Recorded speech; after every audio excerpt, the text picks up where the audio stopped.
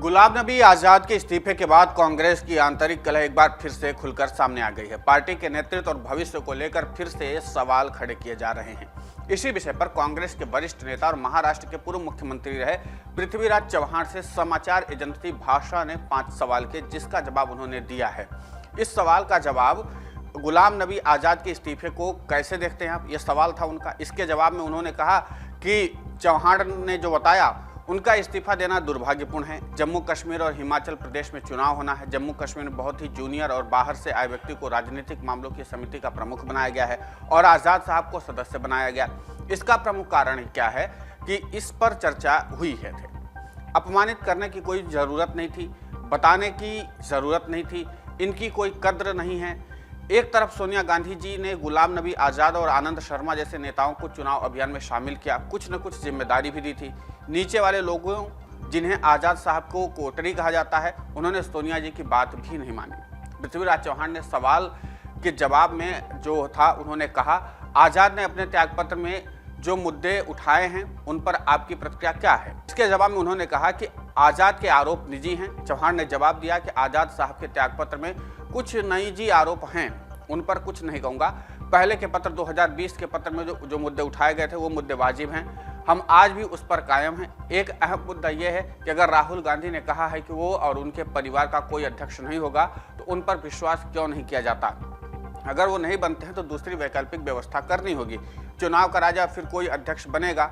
G23 में चव्हाण के भी शामिल होने और पत्र में जो मुद्दे उठाए गए हैं उन मुद्दों का समाधान किस हद तक हुआ, इस सवाल के जवाब पर उन्होंने कहा कि हमने सोनिया जी के मंथन की बात की थी, लेकिन उदयपुर में चिंतन शिविर के बजाय उनका नाम बदलकर नवसंकल्प शिविर कर दिया गया।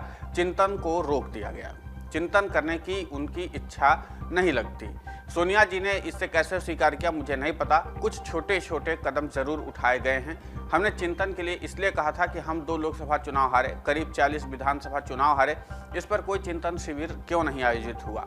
अगर हम चिंतन नहीं करेंगे तो ऐसा ही चलता रहेगा। हमने पत्र में जो बात कही थी उसकी एक एक बात पर हम कायम हैं। गुलाम नबी आज़ाद ने जो लिखा उसमें कई सारी बातें, अब तो बातों का समय निकल गया है, अब कदम उठाने का समय है। कदम नहीं उठाएगा तो पार्टी को बचाना मुश्किल हो जाएगा। कांग्रेस अध्यक्ष पद के लिए राहुल गांधी को मनाने की कोशिशें हो रही हैं और कुछ अन्य नाम भी हमारे सामने आ रहे हैं। इस पर महाराष्ट्र के पूर्व सीएम ने कहा कि क्या चुनाव से पहले नाम तय हो जाएगा, तब चुनाव तारीख बताई जाएगी। आप चुनाव की तारीख तय करिए, जिसको पर्चा भरना है वो सामने आएगा। उल्टी प्रक्रिया क्यों खड़ी कर रहे हैं आप? पहले नाम तो सुनिश्चित करेंगे फिर चुनाव कराएंगे, ऐसा कभी होता है क्या? चुनाव कराइए, जिसको लड़ना होगा वो लड़ेगा। कोई भी कठपुतली अध्यक्ष बनाकर बैकसीट ड्राइविंग होती रहेगी तो फिर पार्टी नहीं बच पाएगी। पार्टी और उसके नेतृत्व से चव्हाण की उम्मीद के सवाल पर उन्होंने कहा, कांग्रेस के संविधान के मुताबिक सभी पदों पर चुनाव होना चाहिए। कांग्रेस कार्य समिति और अन्य पदों के चुनाव होते थे।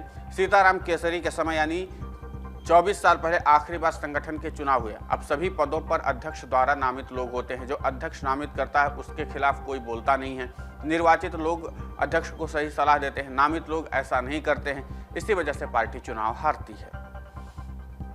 कुल मिलाकर के यहाँ पर पृथ्वीराज चव्हाण का लबोलुआब ये है कि जिस तरीके से पार्टी के संगठन में नेतृत्व काम कर रहा है उससे वो नाराज चल रहे हैं। इसीलिए उन्होंने समाचार एजेंसी से बात करते हुए पार्टी के पहलुओं और पक्षों पर खुलकर बात की है। लेकिन सवाल यह है कि जिस तरीके से कांग्रेस यहाँ पर अंतर कलह से जूझ रही है, खासकर महाराष्ट्र में भी बड़ी मुश्किल से उसको सत्ता में आने का मौका मिला, क्योंकि लंबे अरसे से कांग्रेस महाराष्ट्र की सत्ता से बाहर थी। यहाँ पर वो गठबंधन करके सत्ता में आई। बावजूद इसके अब महाराष्ट्र कांग्रेस में भी अंतर कलह देखने को मिल रहा है। अभी हाल ही में एक बैठक का आयोजन किया गया था जिसमें महाराष्ट्र के जो वरिष्ठ नेता हैं, अध्यक्ष भी हैं नाना पटोले, और फिर इसके बाद पृथ्वीराज चव्हाण की बातें और उनके विरोधाभास अब आपके सामने हैं। इसके अलावा और भी कई मुद्दों पर कांग्रेस 2 धड़ों में बटी हुई नजर आती। एक गुट होता है जो अपने आप को कहता है कि हम निर्वाचित पक्ष वाले हैं, हम लोकतांत्रिक कांग्रेस है। दूसरा पक्ष कहता है ये नामित लोग हैं, ये पार्टी आला कमान से साठ-गांठ करके आए हुए लोग हैं।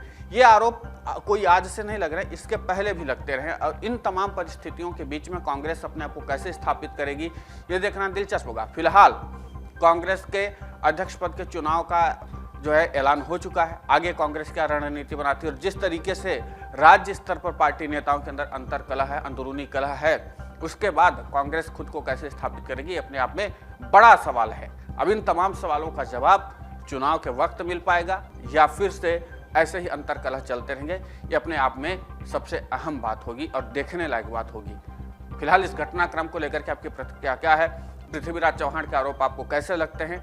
ये सारे आरोपों पर आपकी क्या प्रतिक्रिया, हमें कमेंट करके जरूर बताएं। डाउनलोड करें अमर उजाला ऐप और पाएं खबरें लगातार।